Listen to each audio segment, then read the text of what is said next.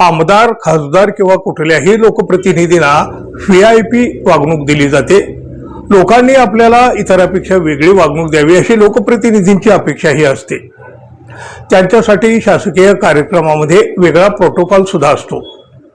शासकीय अधिकारी, कर्मचारी यांनी तर लोकप्रतिनिधीपुढे सतत कमरेतून वाकावं लागतं किंवा त्यांनी वाकावं अशी अपेक्षा लोकप्रतिनिधींची असते।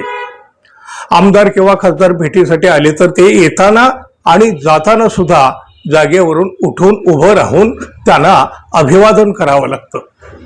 आणि मग अनेकदा इच्छा नसली तरी असा सन्मान देण्याची वेळ या शासकीय अधिकाऱ्यांच्यावर येत असते, कारण अशा प्रकारे अभिवादन करावं असा शासनाचा आदेश आहे। खरं तर हा आदेश आहे असं आता म्हणता येणार नाही, कारण हा आदेश होता असं आता म्हणावं लागेल। आता शासनानं या आदेशामध्ये दुरुस्ती केलेली आहे आणि आमदार, खासदार आले काय गेले काय त्यांच्यासाठी अधिकाऱ्यांनी उठून उभं राहण्याची गरज पडणार नाही। सामान्य नागरिकांना जशी वागणूक दिली जाते तशीच लोकप्रतिनिधींनाही दिली जावी अशी सूचना देणारा एक आदेश राज्याचे मुख्य सचिव राजेश अग्रवाल यांनी जारी केलेला आहे।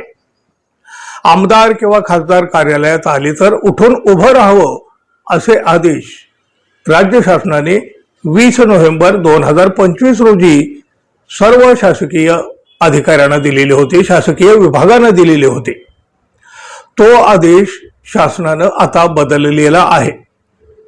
एखादा लोकप्रतिनिधी फौजदारी अथवा इतर प्रकरणामध्ये दोषी ठरलेला असेल तर आणि त्याला चौकशी किंवा सुनावणीच्यासाठी अपीलकार किंवा मग पक्षकार म्हणून बोलावण्यात आलं असेल किंवा मग निवडणूक प्रक्रियेच्या अनुषंगाने तो कार्यालयात उपस्थित राहिलेला असेल तर त्याला येताना आणि जाताना उभं राहून अभिवादन करण्याची आवश्यकता नाही असं या नव्या दुरुस्तीमध्ये स्पष्ट करण्यात आलेलं आहे।